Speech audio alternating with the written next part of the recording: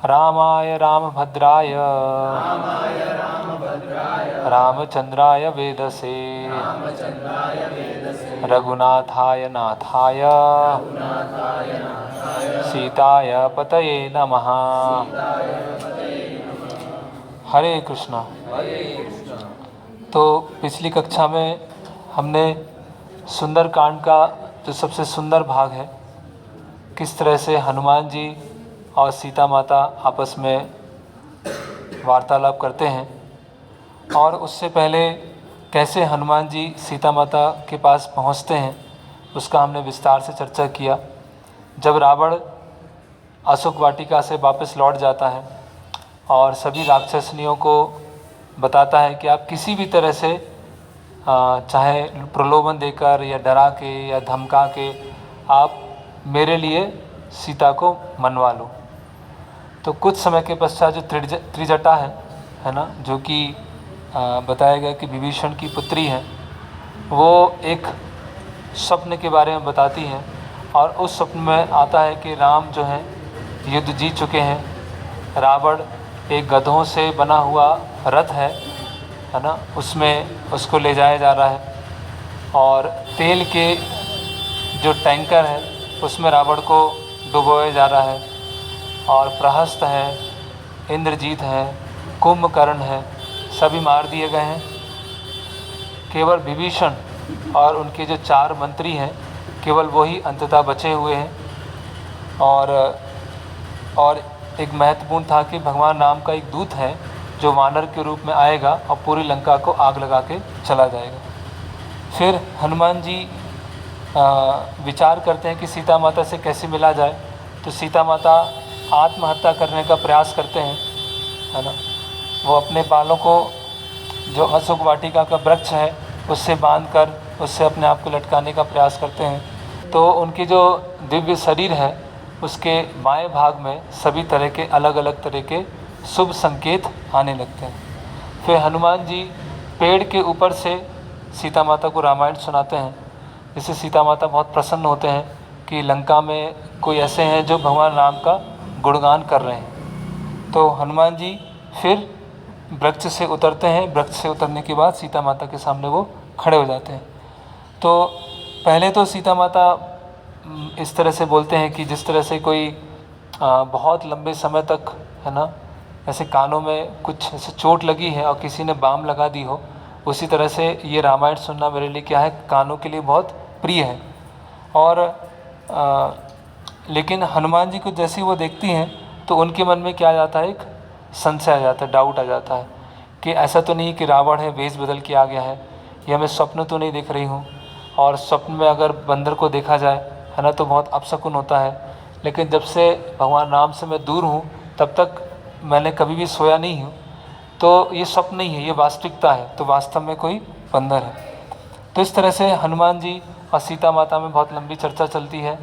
उनको दोबारा प्रश्न उठता है, फिर हनुमान जी समझाते हैं, और सीता माता उनको 2 वृत्तांत बताती हैं कि ये 2 वृत्तांत आप जाके सुना देना। एक तो काकासुर का बताती हैं, एक किस तरह से एक कौवे को मारने के लिए भगवान ने ब्रह्मास्त्र छोड़ा था, और बाद में सीता माता की शरण लेकर भगवान राम ने वो कौवे को माफ़ कर दिया था। और दूसरा बताती हैं कि किस तरह से उनके माथे से जो सिंदूर है ना, वो निकल गया था, तो भगवान ने उनके चेहरे पर लाल रंग का कलर लगा दिया था। तो ये 2 घटनाएं सुनाती हैं। और दूसरा, उनको जो हनुमान जी हैं अंगूठी प्रदान करते हैं, है ना, तो अंगूठी और सीता माता बालों में लगी हुई चूड़ामणि है वो प्रदान करती हैं। तो गुरु जो है भगवान का संदेश लेके आते हैं, और अंगूठी जो होती है वो हाथ में होती है, तो भगवान का आशीर्वाद लेकर गुरु आते हैं। और उस आशीर्वाद के रेसिप्रोकेशन में जो भक्त होते हैं या जीव होते हैं, वो अपना सिर, है ना, वो भगवान को सरेंडर करते हैं। तो इस तरह से ये दोनों जो एक्सचेंज होते हैं अंगूठी और चूड़ामणि का, वो हमने चर्चा किया था। उसके पश्चात हनुमान जी व्यक्त करते हैं कि मैं आपको अपने साथ में ले चलता हूँ। तो सीता माता पहले तो बोलती हैं कि आप कैसे ले जाएंगे, है ना, कहीं मैं गिर नहीं गई, या फिर जो रावण है वो पीछे पड़ेगा जिसकी वजह से कुछ दुर्घटना हो सकती है। फिर लास्ट में सीता माता बोलती हैं कि मैं किसी पर पुरुष को ऐसे स्पर्श करते हुए, जानबूझ के स्पर्श करते हुए मैं यहाँ से फिर से वापस नहीं जाना चाहती।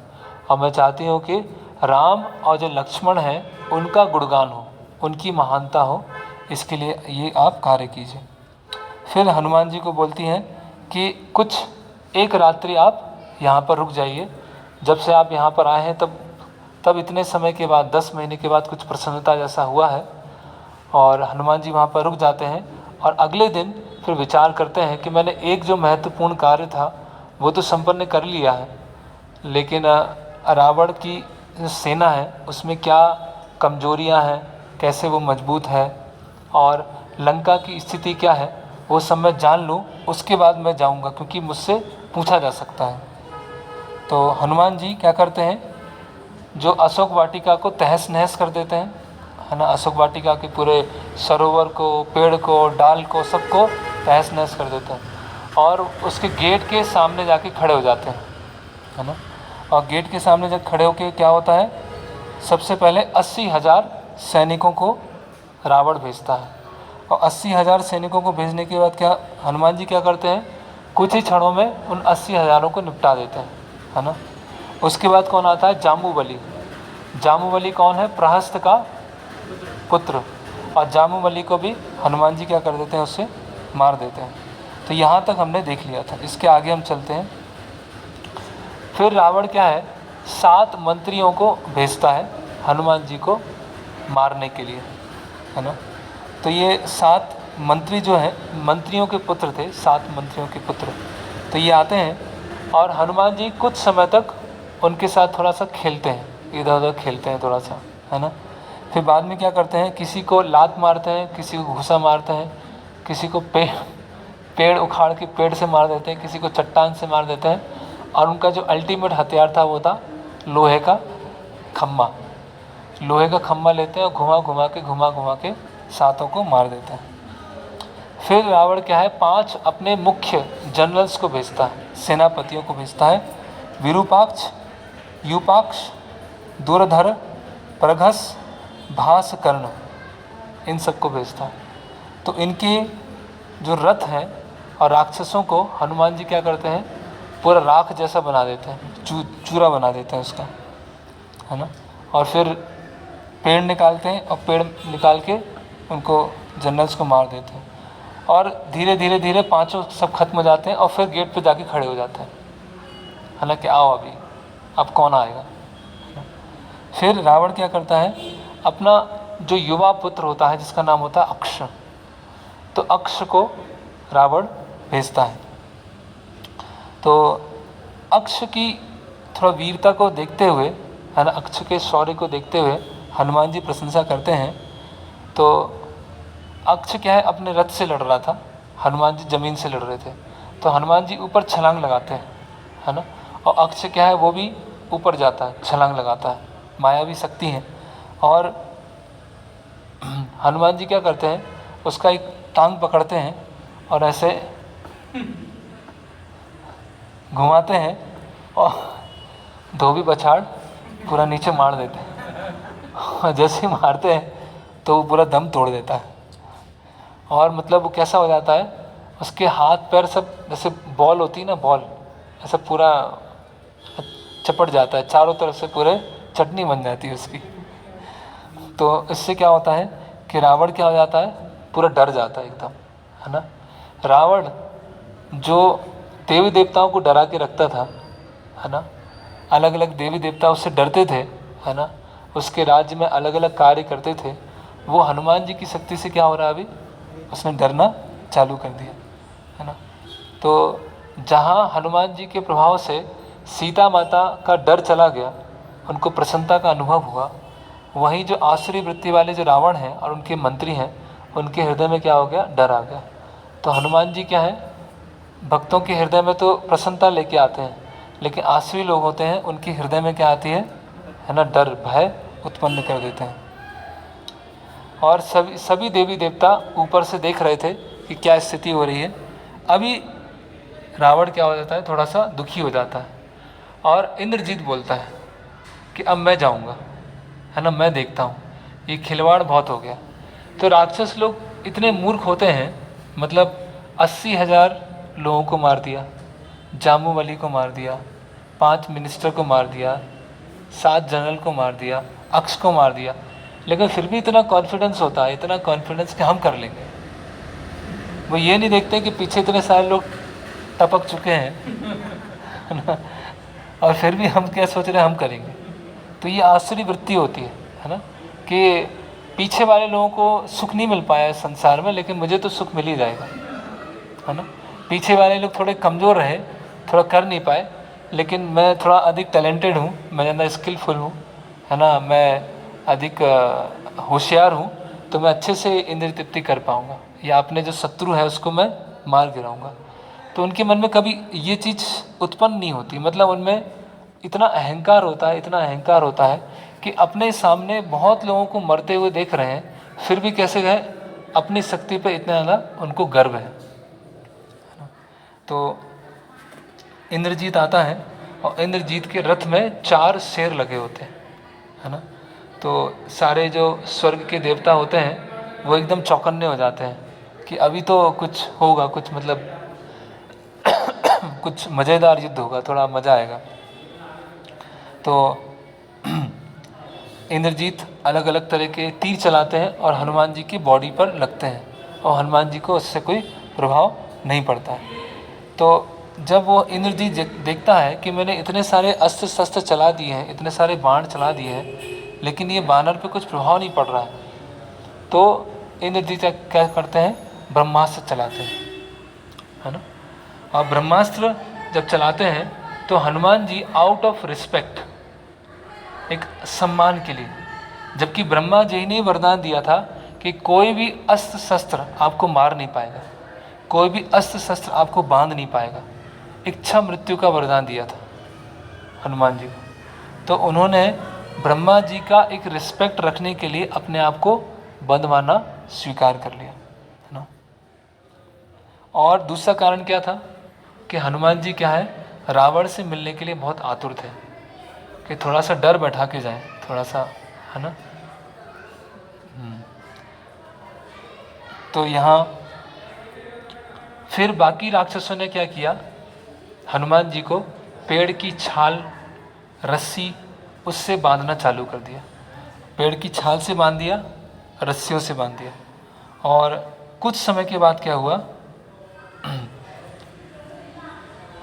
ब्रह्मास्त्र जो हो गया ढीला पड़ गया, अब बाकी जो छाल थी वो बंधी हुई थी। तो वास्तव में हनुमान जी क्या है, बंधे होने का नाटक कर रहे थे, और इंद्रजीत समझ गया ये चीज़ को कि हनुमान जी क्या है, ये जो बानर है ये वास्तव में बंधा नहीं है, ये बंधे होने का नाटक कर रहा है ना, क्योंकि ब्रह्मास्त्र ढीला पड़ गया और बाकी रस्सी या छाल बंधे हुए थे। तो रस्सी छाल तो कुछ है ही नहीं, वो तो छोटा सा रूप करेंगे निकल जाएंगे, बड़ा रूप करेंगे उसको तोड़ देंगे। तो इंद्रजीत समझ गया कि ये बहुत बुद्धिमान दूत है ये, है ना। फिर आगे क्या होता है कि वहाँ जितने राक्षस थे वो हनुमान जी को, कोई गदा मार रहा है, कोई मुक्का मार रहा है, कोई पैर मार रहा है, और बोल रहे हैं मारो इसको, मारो, जला दो इसको, है ना, इसके टुकड़े टुकड़े कर दो, है ना। ये इतने सारे लोगों को इसने मारा है, हमारी अशोक वाटिका को उजाड़ दिया, कहाँ से आ गया ये, कैसे लंका में प्रवेश किया, इसको मारो, अभी मारो इसको, इसके टुकड़े टुकड़े कर दो, है ना। तो जब वो सुनते हैं, जो हनुमान जी सुनते हैं, तो उनको कोई फर्क नहीं पड़ता है, क्योंकि उनको भगवान राम का जो मिशन है वो पूरा करना था। तो हम देख रहे हैं कि हनुमान जी कितना सहन कर रहे हैं राक्षसों के, मतलब लिटरली इसमें लिखा है कि वो घूसे मार रहे हैं, अस्त्र शस्त्र चला रहे हैं हनुमान जी के ऊपर, और सब एक साथ चिल्ला रहे हैं कि मारो मारो इसको, मार दो, छोड़ो मत, जला दो इसको। लेकिन हनुमान जी क्या है, अपने स्थिर हैं। हनुमान जी जा रहे हैं को रावण से मिलना है। ओके, तो जब हनुमान जी को पूरा क्या हो जाता है, घाव हो जाते हैं, एकदम शरीर पर क्या हो जाता है, ऐसे घाव बन जाते हैं, और एकदम ऐसे चमक, जैसे सूर्य होता है ना, सूर्य की जो चमक होती है जैसे बढ़ जाती है जब कोहरा छटने के बाद या बादल हटने के बाद, उस तरह से हनुमान जी क्या है और एकदम तेजस्वी लग रहे थे। हालांकि ब्लड निकल रहा था, लोगों ने मारा था, लेकिन हनुमान जी और अधिक बलशाली पराक्रमी लग रहे थे। तो रावण देखता है कि ये कौन है ऐसा दूत, है ना, जिसमें इतना हिम्मत, इतने सारे राक्षसों को मार दिया, है ना, और फिर भी निडरता से मेरे सामने खड़ा हुआ है, आंखों से आंख मिला रहा है ऐसे ऐसे। ये कौन सा, इसके अंदर, इसको बिल्कुल डर नहीं है। देवी देवता डरते हैं और इस साधारण वानर होकर ये नहीं डर रहा है। तो बोलते बताओ तुम अपना परिचय दो, कौन हो। तो आंजनेय बोलते हैं कि मैं सुग्रीव का एक दूत हूँ, है ना। और जब हनुमान जी ने स्मरण किया कि सीता देवी को जिसने कष्ट पहुँचाया है, जिसने अपहरण किया है, ये मेरे सामने बैठा हुआ है ना, तो हनुमान जी को बहुत क्रोध आया, है ना, कि इसने ही किया है। क्योंकि एक दिन पहले उन्होंने सुना भी था, रावण को बोलते हुए सुना था। तो हनुमान जी ने अपने आँखों से भी देख लिया वो चीज़, सीता देवी की स्थिति को। तो हनुमान जी को क्या है, बहुत क्रोध आया, है ना।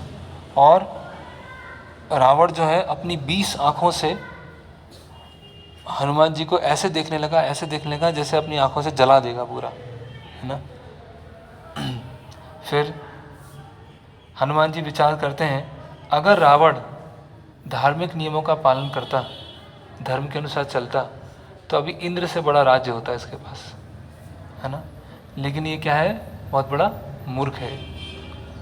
रावण बोलता है, सोचता है कि कहीं ये नंदी तो नहीं है, ये बाणासुर तो नहीं है जो हमारी जगह पर आ गए, क्योंकि नंदी का श्राप मिला था, है ना, कि जब शिव जी को प्रसन्न किया था, प्रसन्न क्या किया था, वो तो, है ना, कैलाश पर्वत को हिला रहा था। तो शिव जी ने वरदान दिया, तो रावण ने मजाक उड़ाया था नंदी का। तो नंदी ने कहा था कि तुमने आज मेरा मजाक उड़ाया है, जो वानर आएंगे, वानर से ही तुम्हारी मृत्यु होने वाली है। तो वो सोच रहा है कि नंदी तो नहीं है, ये बाणासुर तो नहीं है। फिर प्रहस्त बोलते हैं, प्रहस्त बोलते हैं, तुमको किसने भेजा यहाँ पर? तुम इंद्र हो, कुबेर हो, यम हो, वरुण हो, विष्णु हो, क्या हो? तुम वास्तव में वानर हो या वानर के वेश में हो, है ना। और तुम रावण के कक्ष में कैसे आ गए? तुम अशोक वाटिका तक कैसे पहुंच गए, है ना। तो फिर जब ये प्रश्न पूछे जाते हैं, प्रहस्त पूछते हैं, अभी हनुमान जी बोलना चालू करेंगे। अभी हनुमान जी ने केवल इतना बोला है, मैं सुग्रीव का एक दूत, उसके अलावा आपने कोई परिचय नहीं दिया। तो हनुमान जी बोलते हैं कि देवताओं ने तो मुझे यहाँ नहीं भेजा है, मैं एक साधारण वानर हूँ बस, ठीक है। और मैंने अशोक वाटिका को इसीलिए तहस नहस किया था जिससे मैं रावण से मिल सकूँ। कोई अस्त्र शस्त्र मुझे बांध नहीं सकता है, मुझे ब्रह्मा जी से वरदान है, राम का मैं दूत हूँ। इट बिहूव्स, हाँ। तो अभी जो मैं बोलने वाला हूँ, जो मैं अभी बताने वाला हूँ, वो क्या है, ध्यान से सुनना। रावण को बोलता है, दूतो हम इति विज्ञेयो राघवस्य अमिताजुषा स्वतस्य चापि वचनम मम पथ्यम इदम प्रभो, है ना। तो हनुमान जी बहुत ही बोल्डली रावण से इस तरह से बात करते हैं कि रावण के हृदय में भी क्या आने लगता है, डर बैठना चालू हो जाता है। तो क्या बोलते हैं,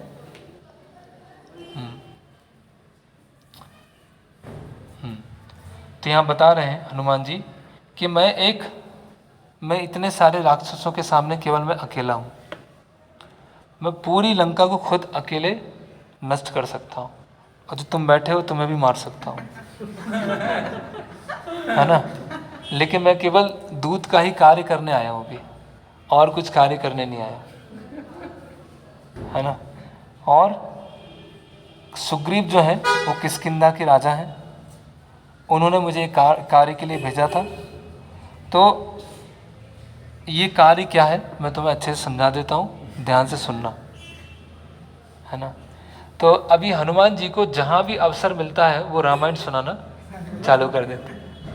तो हनुमान जी फिर संक्षिप्त में रामायण सुनाते हैं। हनुमान जी बोलते हैं कि दशरथ महाराज के पुत्र हैं, जो अपने पिता की आज्ञा से, भगवान रामचंद्र अपने पिता की आज्ञा से दंडकारण्य वन में लक्ष्मण जी और सीता देवी के साथ रह रहे थे, उनकी पत्नी उनसे अलग हो गई। अभी रावण को कुछ बोल नहीं रहा है कि रावण तुमने किया, है ना। उनकी जो पत्नी है वो अपने पति से अलग हो गई, भगवान राम से अलग हो गई। और दोनों भाई ऋषिमुख पर्वत पर आए, उन्होंने सुग्रीव से मित्रता किया और बाली को एक बाण से मारा। इसको ध्यान से सुनना है ना, बाली को एक बाण से मारा है। और सुग्रीव को बाद में राजा बनाया गया, और सुग्रीव ने बहुत सारे वानरों को अलग अलग दिशाओं में भेजा, और उनमें से मैं पवन पुत्र हनुमान 100 योजन पार करके आया हूँ, और मैंने यहाँ पर सीता देवी को ढूंढ लिया, है ना। और वो तुम्हारे महल में, अशोक वाटिका में। फिर भी वो रावण को, हनुमान जी कुछ बोलते नहीं कि तुम्हारे कारण ऐसा हुआ, बस वो बता रहे हैं कि इनडायरेक्टली बोल रहे हैं, देखो समझ लो तुम, है ना, नहीं तो फिर आगे क्या होने वाला है। तो सीता देवी को अपहरण कर लिया गया है, वो यहाँ पर है। इसीलिए मैं तुम्हें एडवाइस देता हूँ, क्या एडवाइस देता हूँ, कि थोड़ी भी तुम्हारे अंदर बुद्धि है, थोड़ी भी बुद्धि शेष बची है, थोड़ा भी सही पराक्रम है, मूर्ख नहीं हो, तो अभी भी मौका है ना। तुम्हें राम और लक्ष्मण के बाण जो है बचा नहीं पाएंगे, है ना। और जिसने भगवान राम का अपराध किया है वो कभी बच नहीं सकता है। इसीलिए जो 5 मुख का सर्प होता है उसके साथ खेलना आसान है, लेकिन जो पतिव्रता स्त्री है उनकी तरफ गलत नज़र रखना वो बहुत डेंजरस होता है। तो सांप से तो बच जाओगे, लेकिन पतिव्रता स्त्री की जो पवित्रता है उससे बच नहीं पाओगे तुम, है ना। और सोचो तुम, भगवान राम ने 14,000 राक्षसों को कुछ ही समय में जन स्थान में मार दिया, बाली को मार दिया, है ना। मैं भी सब राक्षसों को मार सकता हूँ, लेकिन मुझे क्या है, परमिशन नहीं है, मुझे परमिशन नहीं दिया गया है। और सीता क्या है, एक काल रात्रि के समान है। काल रात्रि मतलब एक विष के समान है, और तुम विष को अपने घर में लेके बैठे हो, है ना। और राम बहुत सारे ब्रह्मांडों को बना सकते हैं और बहुत सारे ब्रह्मांडों को खत्म कर सकते हैं, है ना। सर्वालोकान संहृतम सुभूतान सुचराचरान पुनरेन तथा शिष्टम सक्तो रामो महाशय। राम के क्रोध से तुमको ब्रह्मा जी और शिव जी भी नहीं बचा पाएंगे, इस तरह से हनुमान जी बोलते हैं। तो जैसे ही हनुमान जी ने और अंत में बोला, इसीलिए सीता माता को वापस लौटा दो, है ना, उनके क्रोध से तुम्हें कोई रक्षा नहीं कर पाएगा। तो इस तरह से जब हनुमान जी ने ये बात बोली तो क्या हुआ, सारी सभा सब ऐसे हो गए, उत्तेजित हो गए, मारो इसे, इस मूर्ख वानर को मारो, अभी मार दो इसको, अभी इसके टुकड़े टुकड़े कर दो, है ना। इम्प्यूडेंट को क्या बोलेंगे, धूर्त, हटीला, धूर्त, हटीला, इस वानर को मारो, ढीठ वानर को मारो। तो सब तलवार लेकर निकल खड़े हो जाते हैं कि हनुमान जी को अभी मारेंगे, है ना, ये बहुत बोल लिया इसने। तो वहाँ पर कौन होते हैं, विभीषण। अब विभीषण पहली बार रावण से बात करेंगे। तो विभीषण बोलते हैं, ये राजधर्म के बिल्कुल विरुद्ध है कि किसी दूत को मारा जाए, दूत की कभी हत्या नहीं होना चाहिए, ठीक है। और हनुमान जी क्या है, शत्रु पक्ष से आए हैं, और इनको अगर हमने ऐसे भेज दिया और हनुमान जी क्या है, यहाँ की सारी बात वहाँ बताएंगे और फिर सारी वानर सेना आएगी, तब उनको मारने में मज़ा आएगा, तब राक्षस लोगों को थोड़ा मारने में एंजॉय कर पाएंगे। एक मामूली से बंदर को मार दोगे, फिर वे खबर नहीं पहुंचा पाएगा, वो लोग आ नहीं पाएंगे, तो फिर राक्षसों को जो एक अपना युद्ध कला का कौशल दिखाना है वो आप लोग कैसे दिखाएंगे। इसलिए मामूली से वानर को छोड़ दो आप, इसको बोलते हैं डिप्लोमेसी। और बोलते हैं रावण तुमको कोई नहीं हरा सकता, देवता भी नहीं हरा सकते, बाकी असुर भी नहीं हरा सकते हैं, है ना। और तुम्हारी शत्रुता तो राम लक्ष्मण के साथ में है ना, इस वानर के साथ में ही। जब देवता नहीं हरा सकते तो वानर क्या करेगा, इसीलिए जाने दो। तो रावण की ईगो को क्या करते हैं विभीषण, थोड़ा सा बढ़ाते हैं, थोड़ा फैन करते हैं, है ना। मूर्ख लोगों की बड़ाई कर दी जाए तो क्या आ जाते हैं, हाँ है, वो उछल जाते हैं। तो रावण की ईगो को क्या किया, फैन कर दिया। फैन करने के बाद क्या हुआ, रावण, हाँ बात तो सही, शत्रु ये थोड़ी है मेरा शत्रु, और देवता भी मुझे नहीं मार सकता है। ठीक है, थोड़ा राजधर्म ये भी है कि दूत को नहीं मारना चाहिए, लेकिन दूत को सज़ा तो मिल सकती है कुछ। इतना उसने बोला, अभी इतना सब बोल दिया तो कुछ तो सज़ा मिलनी चाहिए इसको, है ना। तो रावण जो होते हैं विभीषण के वाक्यों से एग्री हो जाते हैं, है ना, लेकिन इसको पनिशमेंट तो मिलनी चाहिए। बंदरों को अपनी पूंछ बहुत अच्छी लगती है, पूंछ बहुत पसंद है। तो क्या करो, लंका में जो कपड़े हैं उसको लेके आओ, इसकी पूंछ में बांधो और इसकी पूंछ में आग लगाओ, है ना। तो सब रावण के जितने साथी होते सब उनको, है ना, कि कितना मज़ा आएगा जब इसकी पूंछ पूरी जल चुकी होगी, अब ये बानर दुखी होगा तब इसको देख के हमें कितना आनंद आएगा। इस तरह से राक्षस क्या हैं, विचार करते हैं, है ना। तो जो राक्षस हैं वो पुराने कपड़े तेल में डुबा के पूंछ में लगाते हैं और आग लगा देते हैं, और हनुमान जी को उस समय भी बांध के रखते हैं। और फिर लंका के अलग अलग रास्तों से हनुमान जी को ले जाया जाता है। हनुमान जी बंधे होते हैं, है ना, पूंछ में आग लगी हुई है, तो लंका के रास्ते से जा रहे हैं। तो क्या हो रहा है, सभी वहाँ पे स्त्रियाँ हैं, बच्चे हैं, अन्य लोग हैं, हनुमान जी के ऊपर हंस रहे हैं। देखो देखो ये बानर को देखो क्या स्थिति हुई इसकी, ये बहुत वो बन रहा था कि इसने उजाड़ दिया, अशोक वाटिका उजाड़ दी, अब देखो पूंछ में आग लगी हुई। तो बहुत लोग हनुमान जी का क्या करने लगते हैं, उपहास, पूरा मजाक उड़ाने लगते हैं। कोई देखता है तो पत्थर मारने लगता है हनुमान जी को, कोई कुछ मारने लगता है, देखो देखो इसकी क्या स्थिति हुई, ऐसे हनुमान जी का वो उपहास उड़ाने लगते हैं। लेकिन हनुमान जी क्या है ना, हाथी चलता रहता है और कुत्ते भौंकते रहते हैं। तो कुत्तों का भौंकना तो कम नहीं किया सकता है ना, हमें अपना रास्ते में चलते जाना है ना। तो टॉलरेंस कितना है हनुमान जी का, कितना टॉलरेंस है ना। किसी के अंदर अगर बहुत बल है ना, और संयम नहीं है उसमें, तो क्या करेगा, इधर उधर तोड़ फोड़ करना चालू कर देगा, है ना। जैसे भीम थे, तो हम तो क्यों बोलते हैं कि तेरे को मार डालूंगा हम तो क्यों बोल सकते हैं तेरे को छोड़ूंगा नहीं, तू दिख जाना वहाँ पर, उस रास्ते से निकलेगा तब देख लेना, तो छोड़ूंगा नहीं तेरे को। हम केवल अपनी डींगे हाँकते हैं बस। लेकिन भीम क्या है, भीम ने क्या बोला था जब माता द्रौपदी का वस्त्र हरण करने का प्रयास किया था, कि 100 के 100 कौरवों को मैं मारूंगा, मैं आप प्रतिज्ञा लेता हूँ, और दुशासन की छाती को फाड़ कर खून पीऊंगा, और दुर्योधन की जो जंगा है उसको मैं तोड़ूंगा। तो सब डर गए थे एकदम, सभा में एकदम डर गए। लेकिन युधिष्ठिर महाराज के उसमें गाइडेंस, युधिष्ठिर महाराज के द्वारा, उनके द्वारा संयमित है। तो भौतिक जगत में लोग कर नहीं पाते हैं, ऐसे पिद्दी से होते हैं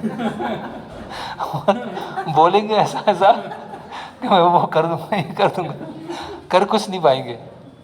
भीम है, हनुमान जी हैं, है ना, सब खत्म कर सकते हैं, लेकिन क्या है, धर्म, धर्म के द्वारा धर्म को पालन कर रहे हैं। धर्मो रक्षति रक्षता, जो धर्म की रक्षा करता है, धर्म उनकी रक्षा करता है। तो अभी हनुमान जी को क्या है, पूरी लंका का और डिटेल पता लगाना है ना, थोड़ा देख लेना चल क्या रहा है। तो इसीलिए हनुमान जी क्या है, सभी रोडों से घूमते घूमते घूमते घूमते अलग अलग जगह जा रहे हैं। तो हनुमान जी विचार करते हैं कि जब राम और लक्ष्मण मुझसे पूछेंगे कि पूरी शहर कैसा है, तो उसको बताना क्या होगा, आसान होगा। तो इसलिए थोड़ा सा घूम लेता हूँ, थोड़ा सा इंटरटेनमेंट कर लेता हूँ थोड़ा सा। फिर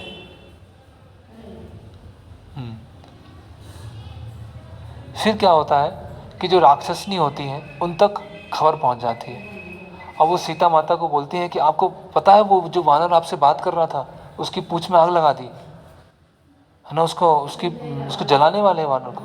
तो सीता देवी क्या हो जाती है, एकदम से परेशान हो जाती है कि ये कैसे हो गया कि जो हनुमान है, जो दूत हैं, भगवान राम के पास संदेश लेके जाएंगे, उनकी पूंछ में आग लग गई है। तो सीता देवी क्या बोलती हैं, और उसी बीच क्या करते हैं कि हनुमान जी अपना शरीर को बढ़ाते जाते हैं, बढ़ाते जाते हैं, बढ़ाते जाते हैं, बढ़ाते जाते हैं।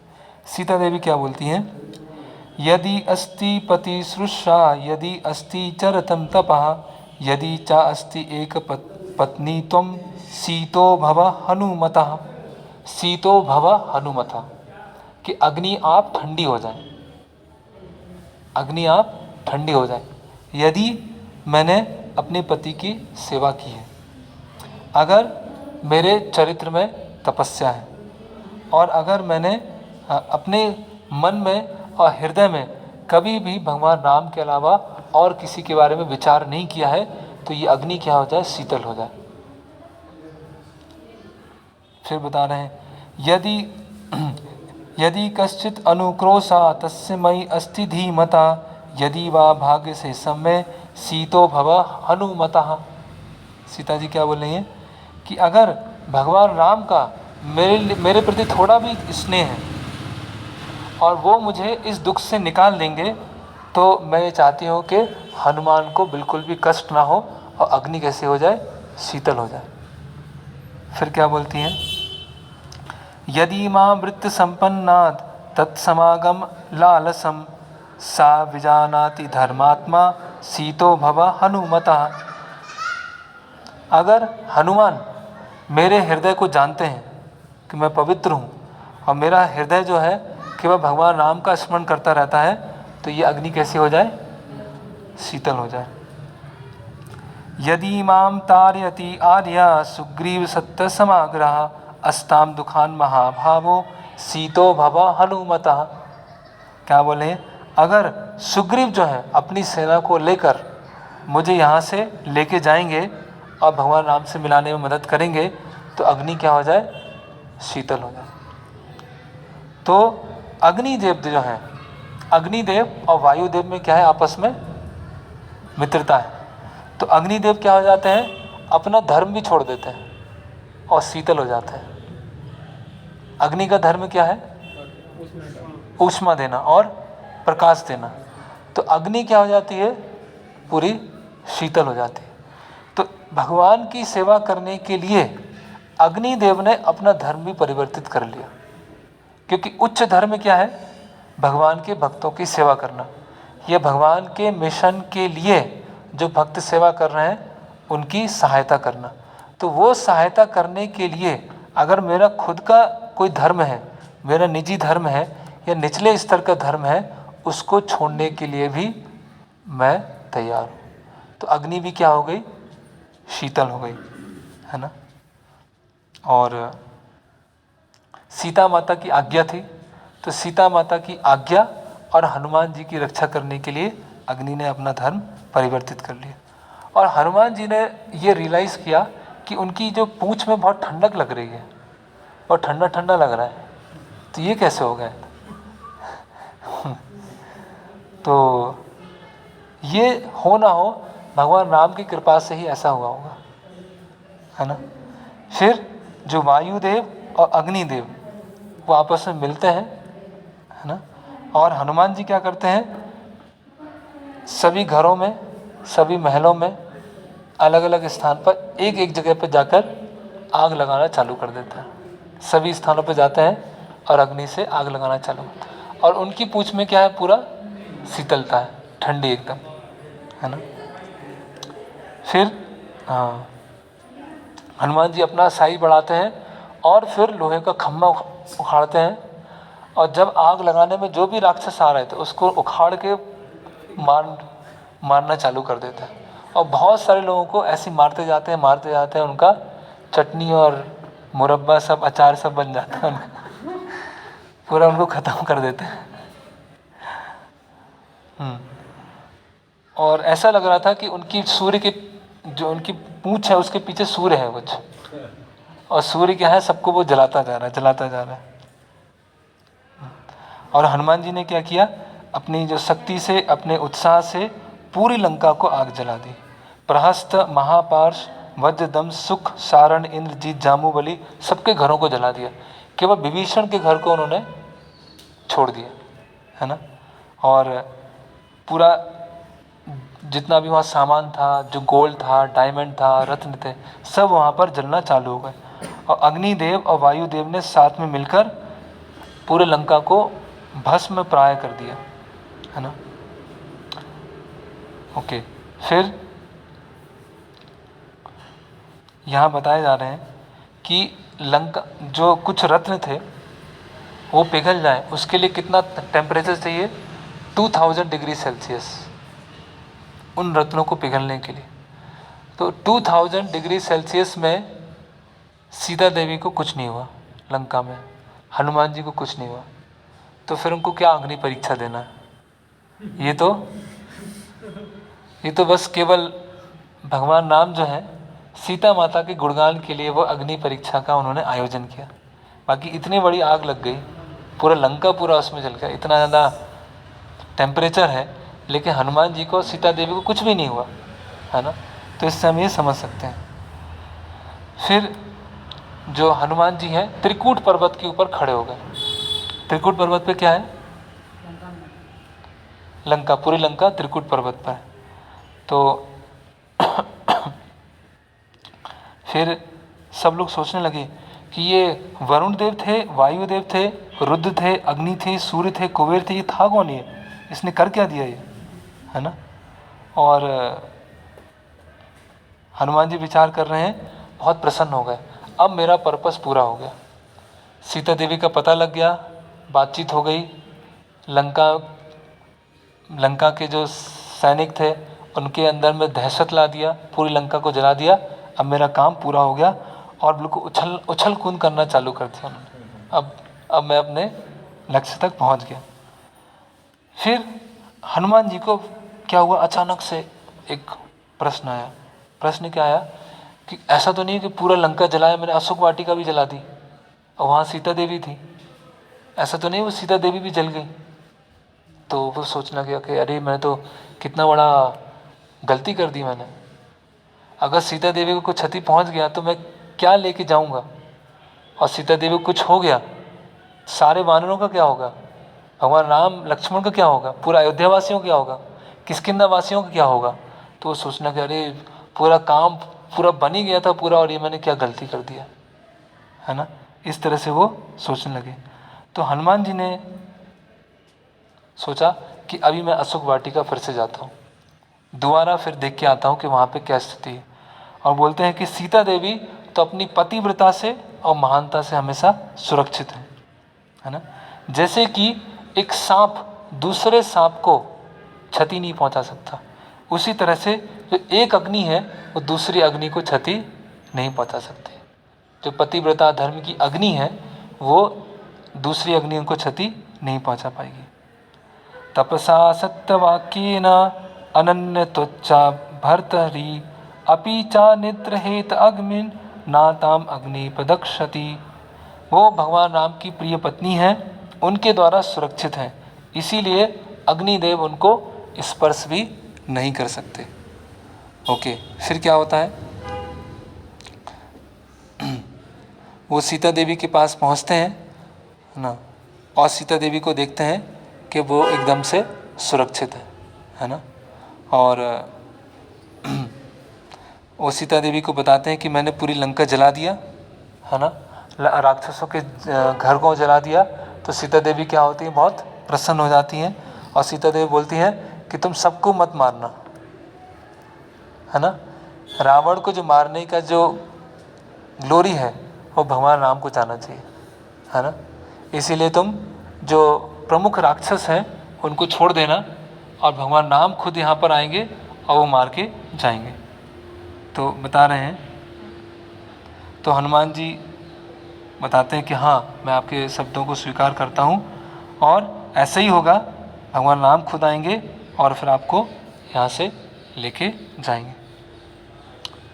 ओके, तो ये थोड़ा सा और ले लेते हैं। तो अरिष्ट नाम का पर्वत था, उस पे हनुमान जी खड़े हो जाते हैं।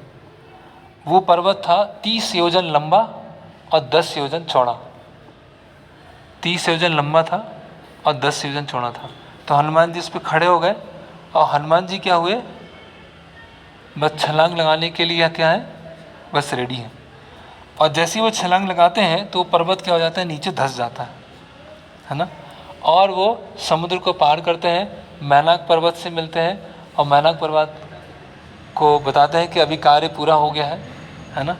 और जैसे ही वो वहाँ पर महेंद्र पर्वत के पास पहुँचते हैं तो जोर से दहाड़ लगाते हैं, जय श्री राम, जय श्री राम, जय श्री राम, जय श्री राम, जय श्री राम, जय श्री राम।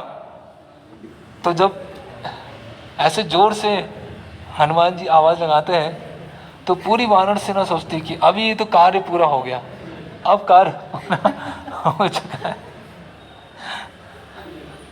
तो इतना हनुमान जी की दहाड़ को सुनकर सारे वानर खुश हो जाते हैं, सारे खुश हो गए कि हमने जिसके लिए भेजा था उसके लिए हनुमान जी वापस आ गए। और जामवन बोलते हैं कि हाँ, हनुमान को जरूर सफलता मिली है, नहीं तो इतनी प्रसन्नता पूर्वक ये इतना जोर से वो दहाड़ नहीं लगाता। तो फिर से वही आता है कि हनुमान जी जब दहाड़ लगाते हैं तो भक्तों के हृदय में क्या होती है, प्रसन्नता होती है, और असुर क्या हो जाते हैं, वो डर जाते हैं। तो फिर बानर होते हैं वो उछल कूद करने लगते हैं, कोई एक पेड़ पर जाता है, एक पेड़ से दूसरे पेड़ पर, एक किसी कंधे पे बैठा हुआ है, कोई ऐसे कोई झूम रहे हैं, ऐसे ऐसे नाच रहे हैं। ऐसे वानरों के जैसा खेलना चालू कर देते हैं। और हनुमान जी क्या आते हैं, एक जैसे बड़ा बादल होता है ना, वो ऐसे नीचे नीचे पृथ्वी पर उतरता है, ऐसे हनुमान जी नीचे नीचे उतरते हैं और महेंद्र पर्वत पर आते हैं। और महेंद्र पर्वत पर आते ही सबसे पहले हनुमान जी क्या करते हैं, जामवन और जो वरिष्ठ होते हैं उनको प्रणाम करते हैं, है ना। कार्य पूरा हुआ, अभी सबसे पहले जामवन को प्रणाम किया। तो देख सकते हैं हनुमान जी में कितने महान गुण हैं, क्या क्या कार्य करके आ गए, पूरा जला के आ गए। लेकिन आके ऐसा नहीं कि हाँ अब देखो, सबसे पहले हनुमान जी को क्या कर रहे हैं, जामवन को प्रणाम कर रहे हैं, है ना। और हनुमान जी क्या बोलते हैं, दृष्ट सीता, कि मैंने सीता माता को देख लिया, मैंने सीता माता को देख लिया और मुझे प्राप्त हो गई। और ये शब्द सुन के वानर और प्रसन्न हो जाते हैं। जय श्री राम, जय श्री राम, जय श्री राम, जय श्री राम, जय श्री राम, जय श्री राम। तो जिसके लिए भगवान राम इतने समय से प्रतीक्षा कर रहे थे, उन सीता देवी को मैंने अशोक वाटिका में ढूंढ लिया है। और बहुत दुर्बल हो गए हैं, है ना। और उनकी इच्छा ये है कि तुरंत हम वहाँ पर वहाँ लंका पहुँचें। हनुमान अब्रवीत हृष्टा तदा तान वानर ऋषभान अशोक वनिका षष्ठम दृष्टा चा जनकात्मजम, कि उन्होंने अपने पतिव्रता धर्म है और शुद्धता है उसको पूरी तरह से सुरक्षित रखा है और भगवान राम की वो प्रतीक्षा कर रही हैं। तो जो वानर होते हैं वो हनुमान जी को गले लगाते हैं कि आपने कितना, है ना, जैसे जान में जान आ गई, ऐसा होता है ना कि ऐसी हमारी स्थिति हो गई। और अंगद बोलते हैं, अभी अंगद क्या है, अंगद उस टीम के लीडर हैं। तो अंगद बहुत प्रसन्न हो जाते हैं कि देखो हमारे टीम के एक मेंबर ने कार्य कर दिया, है ना, कि हनुमान जी ही थे जो इस कार्य को संपन्न कर सकते थे। उनकी जो भक्ति है, उनकी जो क्षमता है, उनकी जो बुद्धिमानी है, उनके जैसा हमें किसी में नहीं है। वो हनुमान जी ही ये कार्य कर सकते थे। अंगद ऐसा सबके सामने बोलते हैं, है ना। तो हनुमान जी अभी सारे हनुमान जी को घेर के बैठ जाते हैं, बोलते हैं बताओ हुआ क्या है, हुआ क्या है, सारा डिटेल में बताओ, है ना। और तो हनुमान जी क्या है, पूरा डिटेल में एक एक चीज़ें प्रारंभ से लेके लास्ट तक बताते हैं। और जामवन पूछते हैं, है ना, कि आप सीता देवी को आप ढूंढ कैसे पाए, है ना, इतना पहरा रहा होगा। तो हनुमान जी प्रारंभ से स्टार्ट करते हैं कि सबसे पहले मैं मैनाक पर्वत मुझे मिला। उसके बाद सुरसा मिली, फिर सिम्मिका मिली, फिर मैं लंका में उतरा, वहाँ पे लंकिनी मिली। फिर मैंने सीता देवी को ढूंढना चालू किया, फिर मैं बहुत दुखी हो गया। फिर कुछ समय के बाद मुझे एक ऐसी स्त्री के दर्शन हुए जो मुझे लगा कि वो सीता देवी हो सकती हैं, वो रावण की पत्नी थी। फिर मैंने अशोक वाटिका में दूर से सीता देवी को देखा और मैं पेड़ था जो वहाँ पे जाके छुप गया और मैं प्रतीक्षा कर रहा था कब मुझे बात करने का अवसर मिलेगा। और रावण वहाँ पर आया, रावण ने प्रलोभन देने का प्रयास किया, फिर राक्षसियों ने बहुत प्रताड़ना दिया। हर एक डिटेल वो वानरों को सुना रहे, सब एक्साइटेड है ना। फिर त्रिजटा का जो स्वप्न आया वो सुनाया गया, और फिर हनुमान जी ने किस तरह से, हनुमान जी बोल रहे हैं कैसे किस तरह से मैंने वहाँ पर रामायण सुनाई, और सीता देवी प्रसन्न हुई, और मैं देखिए चूड़ामणि उनका ये लेके आया हूँ। फिर मैंने राक्षसों को मारा, फिर मैंने ब्रह्मास्त्र से बंधना स्वीकार कर लिया, रावण के पास गया, रावण को मैंने सलाह दिया, विभीषण ने मुझे बचाया, है ना।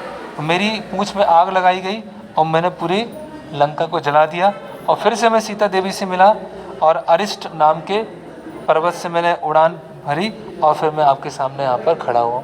इस तरह से हनुमान जी संक्षिप्त में बता देते हैं। फिर हनुमान जी बोलते हैं कि अब बताइए आगे क्या करना है। अब हमको क्या करना होगा, अंगद और जामवंत से पूछते हैं, उनका जो कार्य था वो पूरा हो गया, अब बताइए आगे क्या करना है।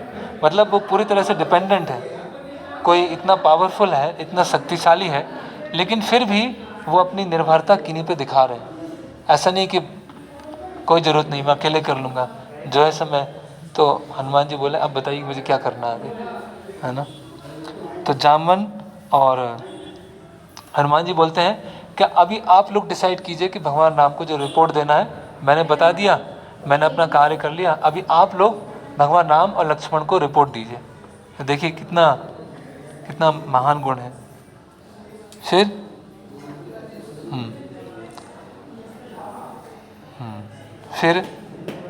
हनुमान जी बोलते हैं कि जामवन, पनस, नील, मैंद, द्विविध, ये सब आप लंका को जला सकते हैं, ऐसे कोई मैंने बड़ा काम नहीं किया, है ना। और सीता देवी क्या है, है ना, बहुत प्रतीक्षा कर रही हैं। उन्होंने एक महीने का मुझे समय दिया है, 1 महीने के अंदर मुझे वहाँ पर पहुँचना है, इसीलिए आप सब लोग इस पर विचार कीजिए, है ना। तो अंगद ने बोला कि अभी हम लंका चलते हैं, अभी हम लंका चलते हैं और अभी हम सीता देवी को वापस लेके आएंगे।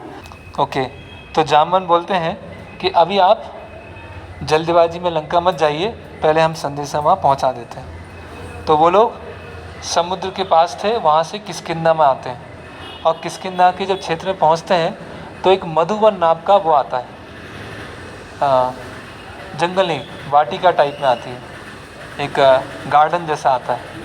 हम लोग गए थे मधुवन, पिछली बार कैंप किया था ना हम्पी में, जहाँ रुके थे, वही तो जगह है मधुवन, वही स्थान। हाँ हाँ वही, उसी के आसपास पूरा जगह मधुवन है।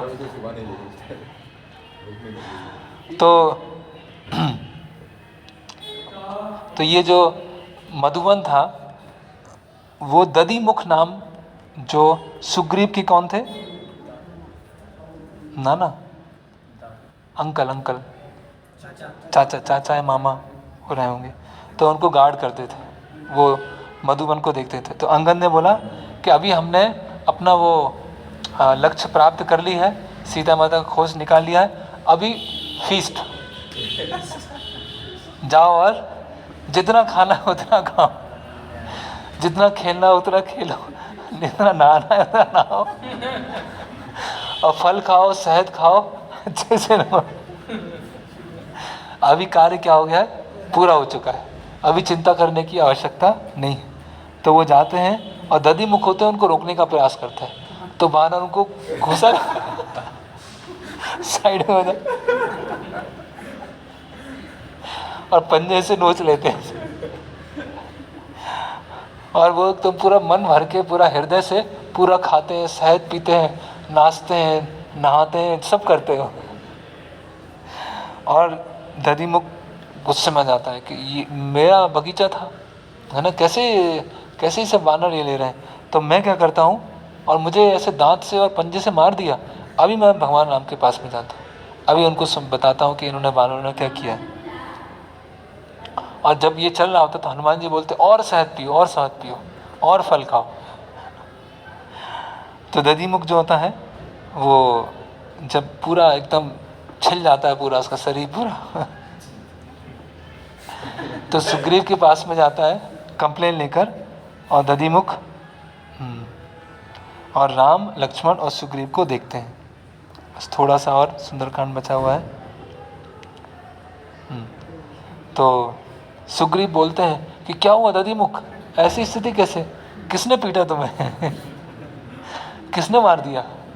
तो दधिमुख ने बोला कि ये जो वानर हैं जिनको आपने भेजा था वो आए मधुवन में, मैं सुरक्षा कर रहा था और ये लोग मुझे मारपीट करने लगे और सब खा गए, शहद पी गए, है ना। तो सुग्रीव तो लक्ष्मण जी ने कहा कि क्या ऐसा क्या हुआ, ऐसा वो क्यों करने लगे। तो सुग्रीव ने कहा कि अंगद को और बाकी वानरों को पता है कि जो मधुवन है हमारे पूर्वज का वो है, एंसेस्टर बगीचा है ना। तो ये लोग तब तक ऐसा नहीं करेंगे तब तक ये बहुत प्रसन्न नहीं होंगे। ये इतने खुश थे, इतने प्रसन्न थे, इसीलिए ऐसा कार्य किया। अगर दुखी होते तो ये सब नहीं, उछल कूद नहीं करते, है ना। तो इतने प्रसन्न है इसका मतलब सीता माता मिल चुकी है ना। और हो ना हो ये कार्य को पूरा करने वाले कौन है, हनुमान जी, है ना। तो हनुमान जी ही इस कार्य को पूरा कर सकते हैं क्योंकि उनके बुद्धि, साहस, है ना, क्षमता सब कुछ उनके अंदर है।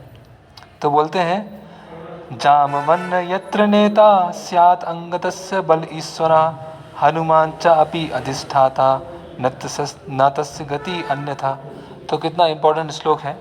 जहाँ पर जामवंत जैसे लोग सलाहकार हैं, जहाँ पर अंगद जैसे नेता हैं और जहाँ पर हनुमान जी जैसे वीर योद्धा हैं, ऐसी टीम का, ऐसे समूह को कभी असफलता नहीं मिल सकती। ये बोलना है सुग्रीव, दधिमुख से बोलना है।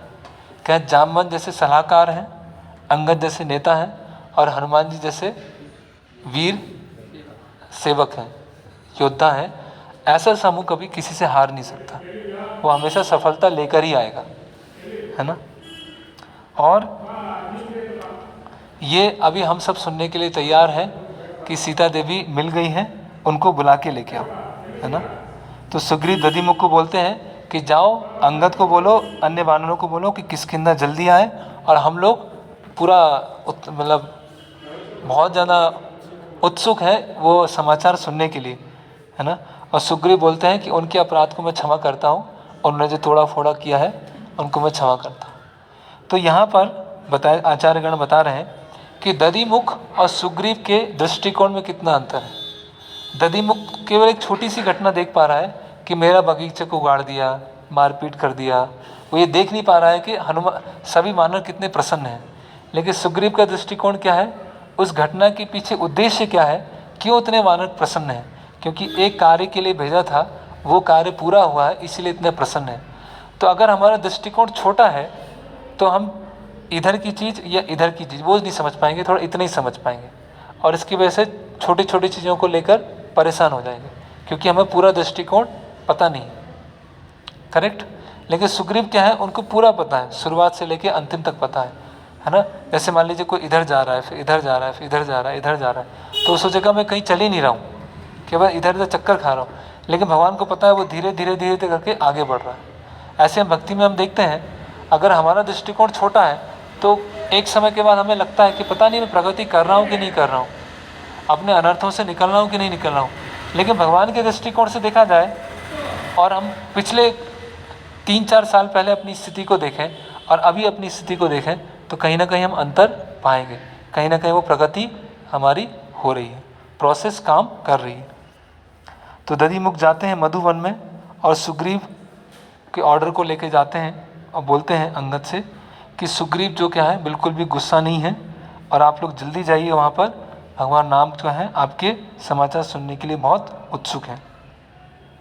ओके, तो सभी वानर वहाँ पर आ जाते हैं और सब एकदम ऐसे जोश में कि हम कार्य करके आए हैं, है ना। सुग्रीव बहुत प्रसन्न होते हैं वहाँ पर।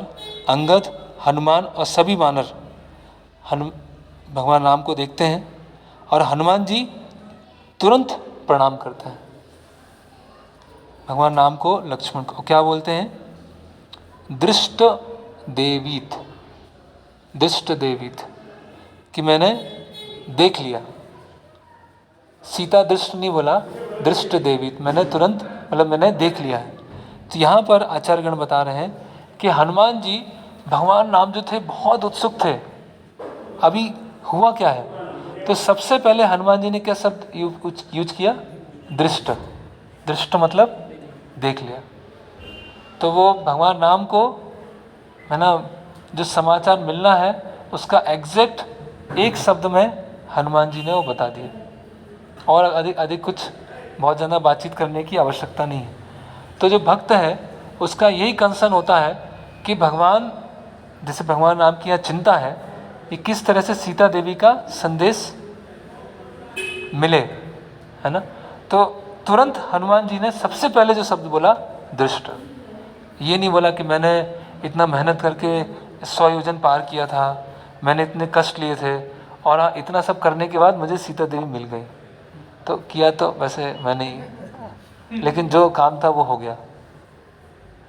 और हाँ, ये भी है कि बाद में मैंने ये सब किया है, लेकिन हाँ वो काम हो गया। जो वो सुनना चाहते हैं, जो भगवान राम चाहते हैं, एग्जैक्टली दृष्ट देवित, कि मैंने देख लिया। अपना कोई चर्चा नहीं चल रहा वहाँ पर कि मैंने क्या क्या किया, है ना। तो भगवान राम जो हैं हनुमान जी को देख के बहुत प्रसन्न हो जाते हैं, है ना। और प्रसन्नता से बहुत समय के बाद भगवान राम प्रसन्न होते हैं। प्रियाच्चा राम मनो अथ राघव पर वीरहा बहुमानेन महता हनुमंतम अवेक्षतम, है ना, कि हनुमान जी की ये समाचार सुन के भगवान राम प्रसन्न हो जाते हैं। तो ये है दृष्ट और दृष्टा, कि जब हनुमान जी भगवान राम के पास पहुँचे और ये शब्द बोले तो भगवान राम क्या हो गए? प्रसन्न हो गए। तो इस तरह से भगवान राम के पास में जाना है, इस तरह से भगवान के विग्रह के पास जाना है कि पूरा एकदम भरकस प्रयास कर देना, पूरा एकदम अच्छे सेवा करना है, अच्छे साधना करना है। और जब हम भगवान के पास में जाएंगे, उनकी इच्छा को पूरा करें, तब क्या होंगे? भगवान राम स्माइल करेंगे, भगवान राम प्रसन्न होंगे, है ना। और बताते हैं कि उनके जीवन को कोई भी नुकसान नहीं पहुंचा सकता है। उनका जो पतिव्रता है वो धर्म से वो सुरक्षित हैं। तो सुग्रीव और लक्ष्मण जी हनुमान जी की तरफ बहुत ऐसे प्रेम से देखते हैं, है ना। राम, भगवान राम बोलते कि और डिटेल बताओ आप, थोड़ा सा और बताइए आप, और क्या है। तो जो आंजनेय हैं, हनुमान जी हैं, और डिटेल बताने से पहले क्या करते हैं? सीता माता को प्रणाम करते हैं। तो जब सीता देवी को देखा था तो मानसिक रूप से भगवान राम को प्रणाम किया था, और जब भगवान राम को और बताना चाह रहे हैं तो सीता देवी को प्रणाम कर, है ना। बोलते हैं कि सीता देवी तपस्या और भक्ति की मूर्तिमान है। तपस्या और भक्ति की क्या है? वो मूर्तिमान है। रावण ने बहुत बार उनको प्रलोभन देने का प्रयास किया, लेकिन वो बिल्कुल भी उससे विचलित नहीं हुए। और बताते हैं कि उन्होंने मुझे 2 वृत्तांत सुनाए थे। एक काकासुर, जो जयंत नाम का कौवा था, वो बताया था, और जो कुमकुम लाल रंग था, कैसे आपने उनको लगाया था, ये 2 वृत्तांत उन्होंने मुझे बताए थे। और ये है चूड़ामणि, ये जो उन्होंने मुझे दी थी आपको देने के लिए, वो ये है। जब, और हनुमान जी बोलते हैं कि उन्होंने केवल 1 महीने का, माता ने 1 महीने का समय दिया है, और 1 महीने के अंदर हमें वहाँ पहुँच के रावण का वध करना है। और हनुमान जी उनको चूड़ामणि प्रदान करते हैं। तो फिर भगवान राम जैसे चूड़ामणि को देखते हैं तो उनको जो पुरानी स्मृतियाँ हैं वो सब वापस आ जाती हैं। उनके विवाह का समय, दशरथ महाराज, जनक महाराज, सीता माता की माँ, सब उनको स्मरण आ जाता है। तो उनको अपना विवाह सब कुछ भगवान राम को स्मरण आता है। और भगवान राम बोलते हैं जैसे एक प्यासे व्यक्ति को जल मिल जाता है, उस तरह से तुमने ये मुझे खबर सुनाई है ना। और जिस तरह से एक बीमार व्यक्ति को कुछ औषधि मिल जाती है, दवाई मिल जाती है, उस तरह से मुझे तुमने ये बताया।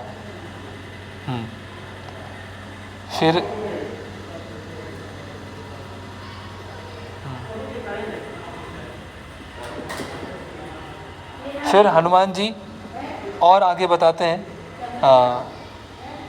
कि सीता देवी ने क्या संदेश भिजवाया है।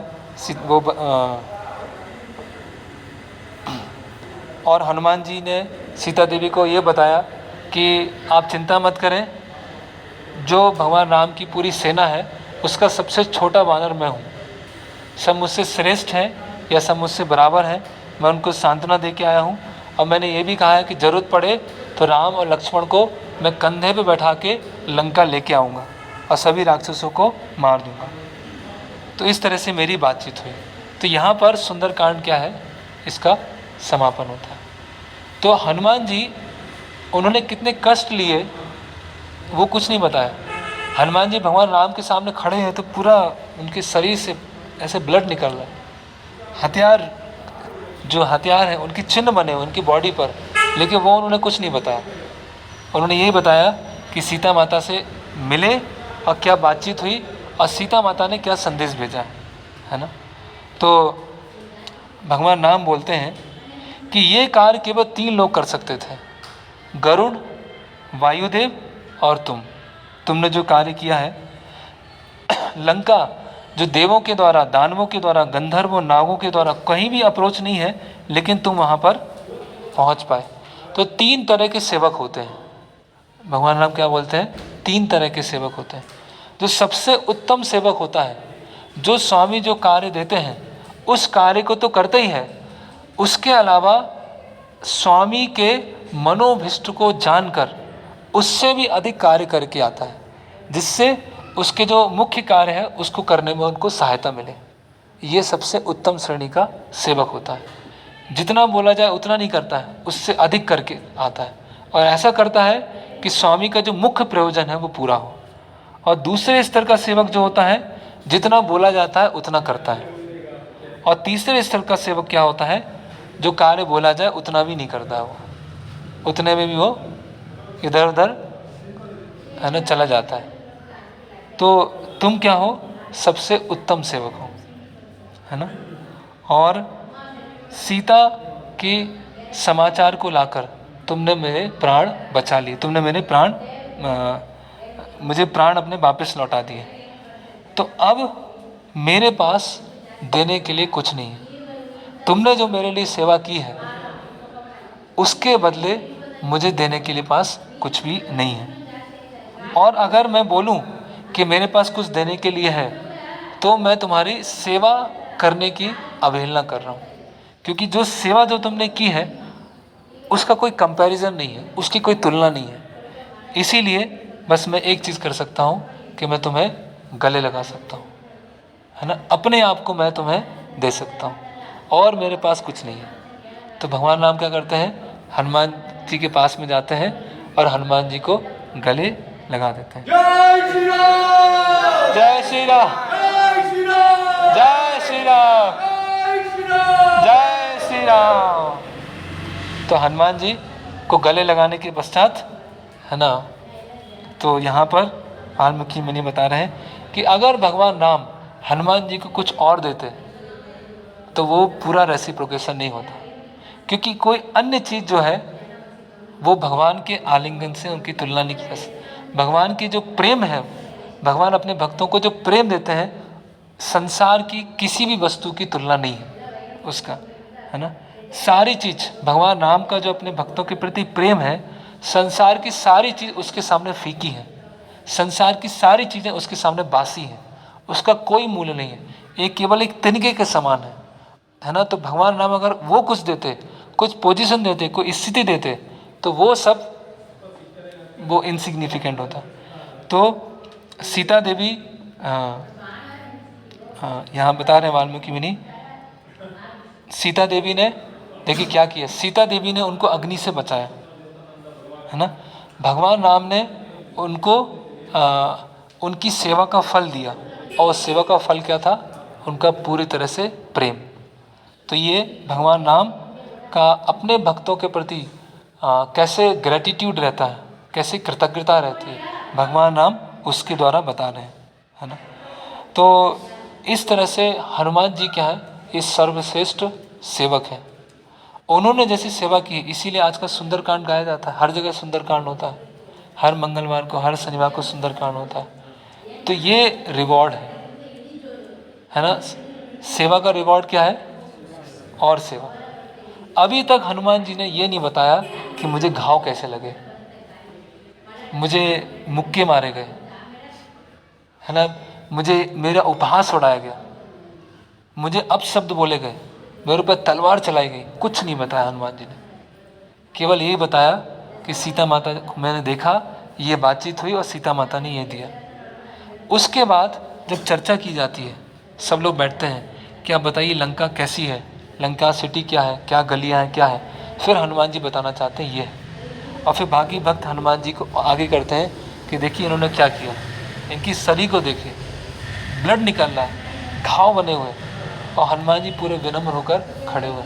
मुझे ये सब नहीं बताना है, ये थोड़ी भगवान राम को सुनना है, भगवान राम को सुनना है वो मुझे बताना है। जब भगवान राम को सुनना ही नहीं है वो क्यों मैं बताऊँ, अपनी क्यों बढ़ाई करवाना चाहूँ, सबके बीच में अपनी क्यों बढ़ाई करवाऊँ कि मैंने ये कार्य किया, मैंने वो कार्य किया। जो भगवान राम चाहते हैं वो मैं करूँगा। तो ये होता है सर्विस एटीट्यूड, ये होता है सेवा भावना, न कि अपने। हालांकि जो भी उन्होंने किया भगवान राम की सेवा के निमित्त किया, फिर भी मैं अपनी प्रशंसा वहाँ पर सुनना नहीं चाहता। और तब भगवान राम ने उनका आलिंगन किया, है ना। तो इस तरह से ये सुंदरकांड, और सुंदरकांड का रिवॉर्ड क्या है, भगवान राम का आलिंगन जो उन्होंने हनुमान जी को प्रदान किया। तो यहाँ पर हम समाप्त करते हैं। हरे कृष्णा कृष्णा कृष्णा हरे हरे, हरे राम राम राम हरे हरे। कोई प्रश्न है कैसा?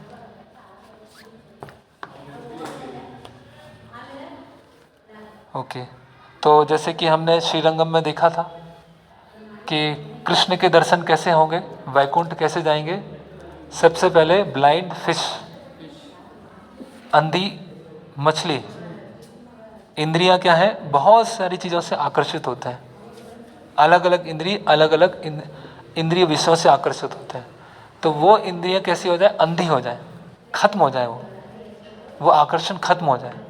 फिर लंगड़ा घोड़ा, तो इंद्रिय विषयों के पीछे भागते हैं, तो तोड़ दो, इंद्रियां खत्म हो जाए, वो इंद्रिय विषयों के पीछे नहीं भागे। और सेवा भाव कैसा हो, हनुमान जी जैसा।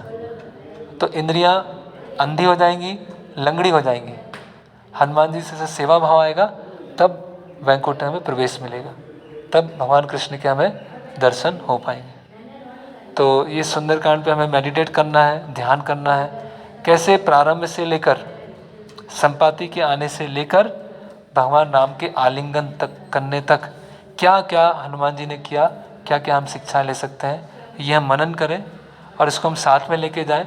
और ये हमें जीवन भर, हमें भक्ति सेवा में, हम किसी भी क्षेत्र में जाएं, किसी भी डिपार्टमेंट में जाएं, कहाँ पे भी जाएं, लेकिन ये सुंदरकांड की शिक्षा इतनी सुंदर है कि जीवन भर हमारी भक्ति को, सेवा को सस्टेन, हमें बचा के रखेंगे, हमेशा हमको पोषण देती रहेंगी, हमारी भक्ति लता को हमेशा सुरक्षित रखेंगे।